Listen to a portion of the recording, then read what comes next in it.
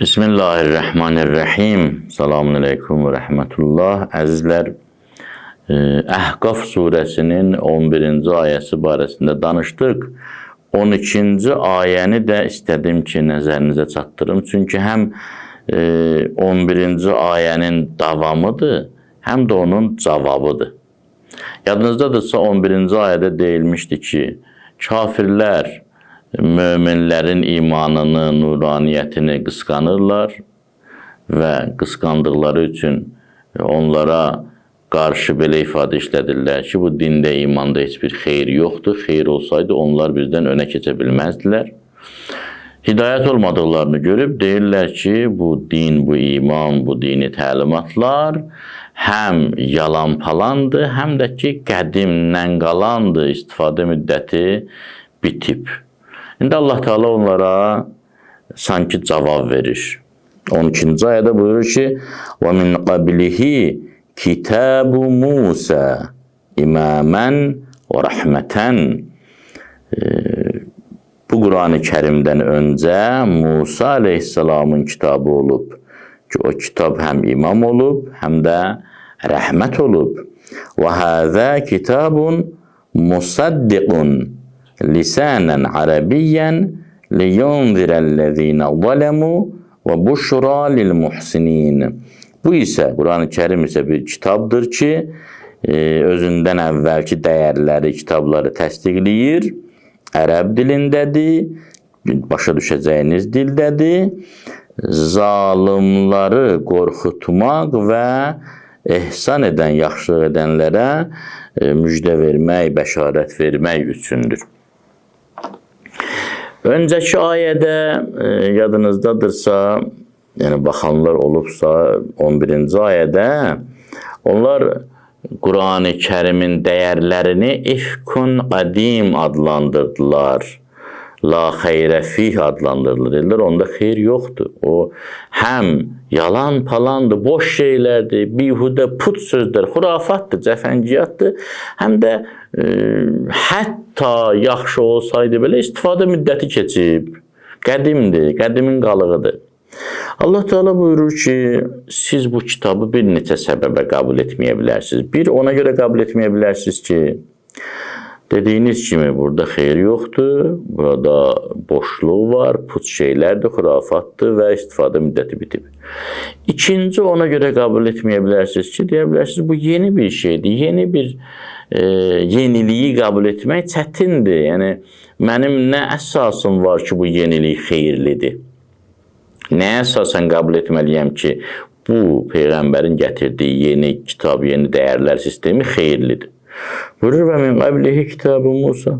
Bu Qur'andan öncə Musa aleyhissalamın kitabı da var idi. O da bu sözləri deyirdi. Bu kitab yeni kitab deyil ki. Qur'anın gətirdikləri yeni sözlər deyil ki. Öncə Musa aleyhissalamda da bu var idi. Burada bir neçə məsələ var. Biri ondan ibarətdir ki, niyə görə Qur'an-ı Kərimdən öncə İncil gəldiyi halda Musa aleyhissalam Tövratına işarə edir? İki cavab ehtimal olunur. Biri odur ki, bu etiraz edənlər Yahudilər ola bilərdilər ki, Yahudilər etiraz ediblər, deyiblər, xeyirli olsaydı biz Peyğəmbərin başına toplaşardıq, bizdən önə keçməzdilər. Allah Teala da Yahudilərə cavab verir ki, bəs bu kitabdan öncə Musa aleyhissalamın da kitabı var idi, o da bu sözləri deyirdi. Siz onu qəbul edirdiniz. İndi təhrif olunmuş formasında olmuş olsa, qəbul edirdiniz.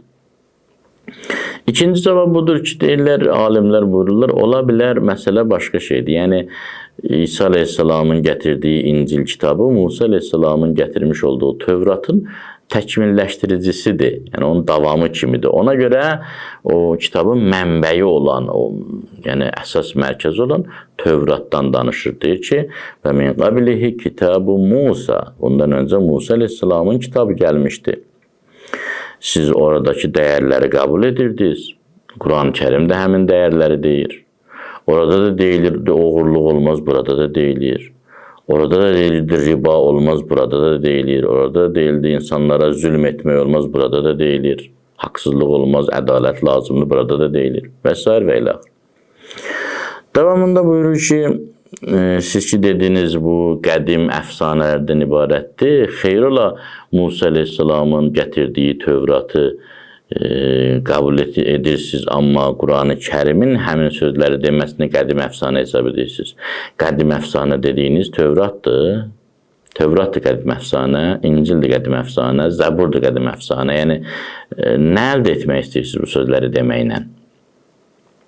Necə olur ki, sizin qədim kitabınız ifkun qədim olmur, amma Qurani Kərimin dedikləri ifkun qədim sayılır? Necə olur ki, siz Tövratın içində hətta özünüz tərəfindən qondarılan cəfəngiyyatı ayə kimi qəbul edirsiniz?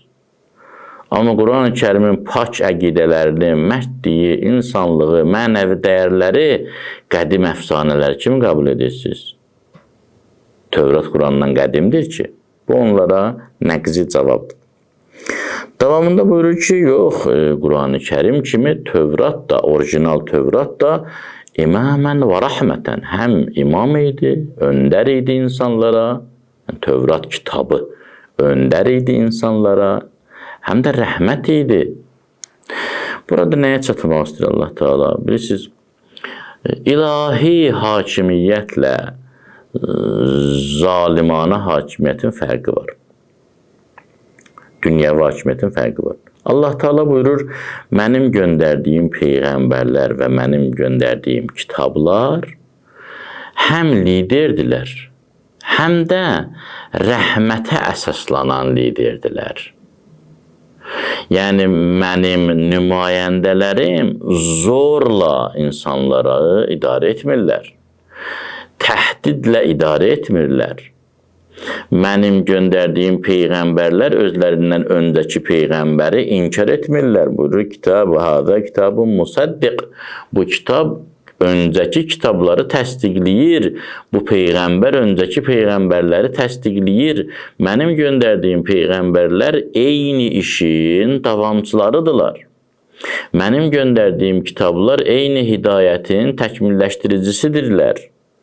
Yəni, belə deyil ki, bir, məsələn, ölkədə inqilab olur, yeni hakimiyyət, köhnə hakimiyyəti pisləsin filan, belə deyil. Sadəcə, əvvəlki peyğəmbərin, əvvəlki kitabın mərhələsi bitib, yeni mərhələyə qədəm qoyur. Bu, Qurani Kərim demir, İncil pisdir, Tövrat pisdir, Zəbur pisdir, Suhuf pisdir. Deyir, hamısı yaxşıdır.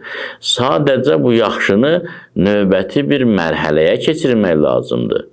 Və yaxud bizim Peyğəmbər Həzrəti Muhammed sallallahu aleyhi və səlləm demir ki, İsa aleyhissalam pisdir, Musa aleyhissalam pisdir. Deyir, sadəcə onlardan daha təkmilləşmiş bir formata daxil olmalıyıq. Onları dəyərləndirir, onlara hörmət edir. Özü də buyurur ki, mən onların yolunu davam elətdirirəm. Və bunu sübuta da yetirir. Buyurur, mənim gətirdiyim kitab, göndərdiyim kitablar və mənim təyin etdiyim şəxslər həm imamdırlar, öndərdirlər, həm də mərhəmət əsasında öndərdirlər. Onlar insanların qəlblərinin fatih edirlər. Onlar insanları fiziki olaraq işğal etmirlər, qəlblərini fəth edirlər. Onlar bir-birini tamamlayırlar, onlar eyni istiqamətdə iş aparırlar. Belə deyil ki, bir peyğəmbər gəlsin desin, əvvəlki peyğəmbər pis idi, mən yaxşıyam. Xeyr, deyir o əla idi, amma əlanı daha əla səviyyəyə çatdırmaq üçün mən gəlmişəm. Və o da istəyirdi mən gəlim və sübut deyiliyir, həm onların kitabından, həm öz kitabından. Liyunzirəl-ləzīnə zələmu, bu kitablar hamısı gəlib, bu peyğəmbərlər gəlib, zalimları qorxutsun. Baxın, cəhənnəm ayələri, cəhənnəmlə əlaqədar hədislər, əzab vədələri, Allahın qəzəbi, qəhhar adı bizi şuuraltı olaraq qorxudur. Və biz imanın, dinin, Quranın bu hissəsini görmək xoşlamırıq. Əgər xoşlamırıqsa, deməli bizdə zalimlıqdan əsər əlamət var. Əgər xoşlamırıqsa, deməli bizim əməllərimizdə zülm, haqsızlıq var. Niyə? Ona görə ki, bu vədələrin hamısı zalimlara verilib. Əgər cəhənnəm əzabı vədəsidirsə, zalimlar üçündür. dünyəvi bəlalardırsa, zalimlər üçündür. Əgər bütün cəzalar zalimlər üçün vəd olunubsa və mən bu vədləri eşidəndə narahatamsa, çalışıramsa, Quranın belə ayələrindən vaz keçim, oxumayım, mənasını dəyişdirim, bu o deməkdir ki, mən də müəyyən qədər zalimam. Əgər mən zalim deyiləmsə, niyə bu ayələrdən narahatam? Əksinə mən rahat olmalıyam. Əksinə mən zalıma qarşı mübarizə apardığım üçün belə ayələri də sevməliyəm ki, zalimləri cəzalandırır, məzlumların qəlbinə sərinlik yayır, məzlumları aram edir. Mən ki, zalimlərə vəd olunan əzablardan qorxuram, deməli, mənim əməlimdə zülmə aid nəsə var. Əlbəttə, qorxu da iki cürdür. Bir var, qorxuram ki, birdən Allah Teala deyən kimi etmiş olmaram. Bu gözəldir. Bu qorxu gözəldir. Bir də var, baxıram əməllərimə, görürəm ki, zülmlə doludur, mən özüm elə pis zalim deyiləm, az zalim deyiləm. Çalışıram bu ayələri oxumayım, çalışıram bu ayələrin üstündən keçim, çalışıram ötəri nəzər salım. Birisi də bugün müasir təbliğat metodologiyası barəsində müxtəlif fikirlər var. Bir də ondan ibarət ki, mümkün qədər dinin gözəlliyini, mərhəmətini, rəhmətini çatdırmaq lazımdır.